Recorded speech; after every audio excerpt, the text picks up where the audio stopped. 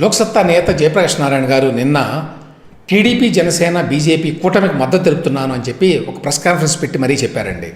ఇది విశేషంగా చెప్పుకోవాలి. నాకు తెలిసి జయప్రకాష్ నారాయణ గారు గతంలో ఎప్పుడూ కూడా ఓపెన్గా, బహిరంగంగా ఒక పార్టీకి కానీ ఒక కూటమికి కానీ మా ఫుల్ సపోర్టు, మేము మద్దతు పలుకుతున్నామని చెప్పాల.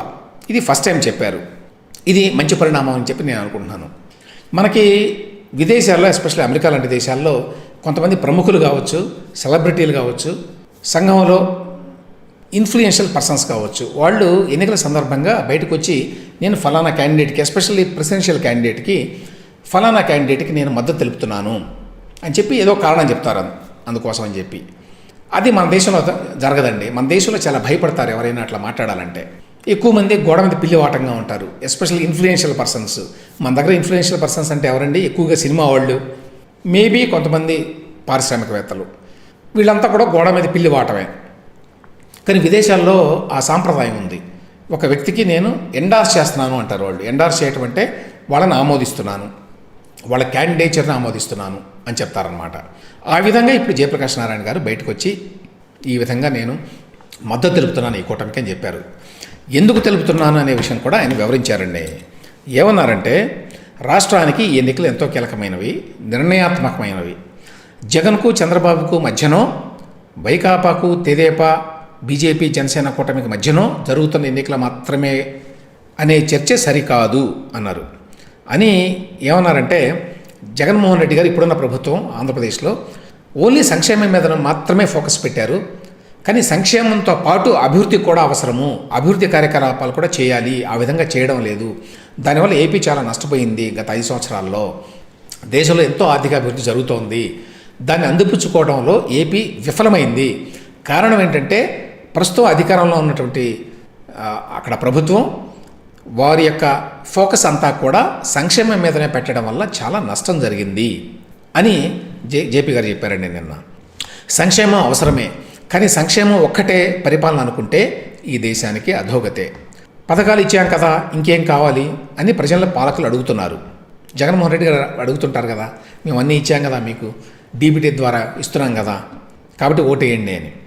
సంక్షేమం ఒక్కటే పరిపాలన అంటున్న వైకాపా కన్నా సంక్షేమంతో పాటు అభివృద్ధిని కోరుకుంటున్న టీడీపీ, జనసేన, భాజపా కూటమి గెలుపు ముఖ్యం అని చాలా స్పష్టంగా చెప్పాడండి ఆయన.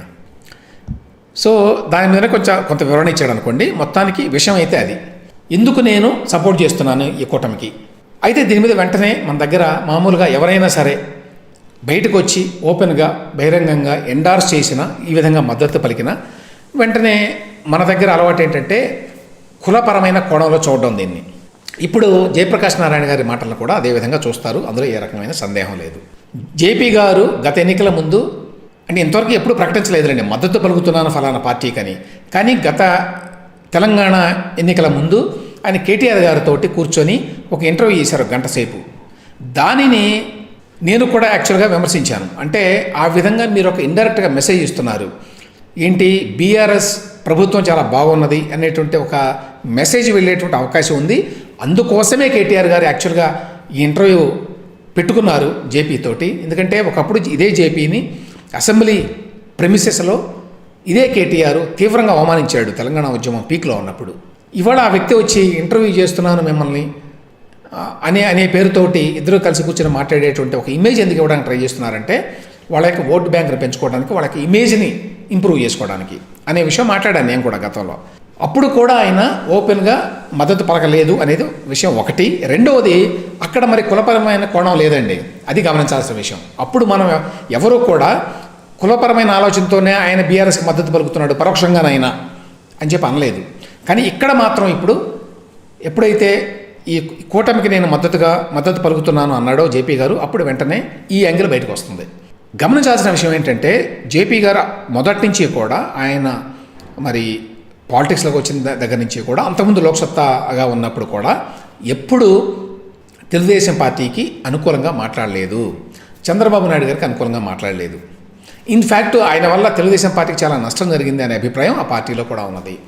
ఇన్ఫ్యాక్ట్ జేపీ గారే స్వయంగా 2009లో పార్టీగా మారి లోక్సత్తా మొత్తం రాష్ట్రం అంతా పోటీ చేసినప్పుడు అటువైపు చిరంజీవి గారి ప్రజారాజ్యం, ఇటువైపు లోక్సత్తా గారి జేపీ గారి లోక్సత్తా పార్టీల వల్లనే తెలుగుదేశం పార్టీ ఓడిపోయింది ఆ రోజున అనేటువంటి కోపం చంద్రబాబు నాయుడు గారికి ఉన్నది నా మీద అని చెప్పి జేపీ గారే స్వయంగా కొన్ని ఇంటర్వ్యూస్లో చెప్పారు.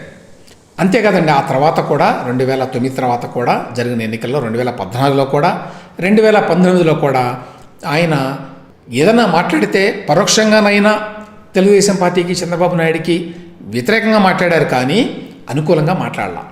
చంద్రబాబు నాయుడికి వ్యతిరేకంగా మాట్లాడితే ఆటోమేటిక్గా అది అవతల పార్టీకి ఎంతో కొంత ప్రయోజనం ఉంటుంది. సో ఆ రకంగా ఆయన చరిత్ర చూసినప్పుడు ఇటీవల కాలంలో ఆయన ఎప్పుడు టీడీపీకి వ్యతిరేకంగానో లేకపోతే వేరే పార్టీకి అనుకూలంగానో ఎంతో కొంత మాట్లాడారు, కానీ బహిరంగంగా ఏ పార్టీకి మద్దతు పలకపోయినా తెలుగుదేశం పార్టీకి మాత్రం అనుకూలంగా ఎప్పుడు మాట్లాడాలనేది వాస్తవం. కాబట్టి ఇప్పుడు 2024లో ఆయన ఈ కూటమికి నేను మద్దతు పలుకుతున్నాను అనగానే ఈ కుల యాంగిల్ని తీసుకొస్తారు. అందులో వాస్తవం లేదు అని చెప్పడానికి నేను ఈ వివరణ అంతా ఇస్తున్నా. దాంతోపాటు ఈ మొత్తం కూటమికి మద్దతు అన్నాడు ఆయన. కూటమిలో ఎవరున్నారండి? మరి తెలుగుదేశం పార్టీతో పాటు జనసేన ఉన్నది, బీజేపీ ఉన్నది. ఆయన బీజేపీకి అనుకూలంగా ఈ మధ్యకాలంలో కొంచెం మాట్లాడుతున్నారు, అది కూడా అందరికీ తెలుసు. కాబట్టి ఓవరాల్గా ఇది బీజేపీని ఉద్దేశించి బహుశా ఆయన కూటమికి మద్దతు తెలుపుతూ ఉండొచ్చు. తెలుగుదేశం అనేది ఇన్సిడెంటల్గా అందులో ఉండొచ్చు ఆ అలయన్స్లో. సో ఆ రకంగా ఆయన తెలుగుదేశం పార్టీకి మద్దతు పలకడానికి ఈ ప్రకటన చేశాడని చెప్పి అనుకోవడం కష్టం. అయినా చివరగా ఏంటంటే జేపీ లాంటి వాళ్ళు బయటకు వచ్చి ఎన్నికల సందర్భంగా ఒక కూటమిని ఎండార్స్ చేయటం అనేది మంచి పరిణామం అని చెప్పి నేను అనుకుంటున్నానండి. ఒక కూటమిని కానీ ఒక పార్టీని కానివ్వండి. ఎందుకంటే స్పష్టత ఉండాలి ఆ విషయంలో. ఎందుకు మనం సపోర్ట్ చేస్తున్నాము, ఎందుకు సపోర్ట్ చేయడం లేదు అనే క్లారిటీ ఉండాలి. కొంతమంది కావాలంటే వైసీపీకి సపోర్ట్ చేయొచ్చు. ఆల్రెడీ మరి కంచా ఐలయ్య లాంటి వాళ్ళు వ్యాసాల పరంపర రాస్తున్నారు, బయట మాట్లాడుతున్నారు వైసీపీకి, జగన్మోహన్ రెడ్డికి అనుకూలంగా. సో ఆ విధంగా ఏదో ఒక స్టాండ్ తీసుకోవడం అనేది చాలా మెరుగు. ఈ గోడ మీద పిల్లి వాటం కంటే కూడా ఇది చాలా మెరుగు. దీనివల్ల ప్రజలకు కూడా ఒక అండర్స్టాండింగ్ వస్తుంది. ఎందుకంటే ఎందుకు సపోర్ట్ చేస్తున్నామని ఆయా వ్యక్తులు లేక సంస్థలు వాళ్ళు ఎక్స్ప్లెయిన్ చేస్తారు కాబట్టి దాంట్లో నుంచి కూడా ప్రజలు ఎంతో కొంత తెలుసుకుంటారు ఓటర్లు. ఆ విధంగా జేపీ ఈ రకమైన ప్రకటన చేయడం అనేది ఒక మంచి పరిణామంగానే చూడాలండి.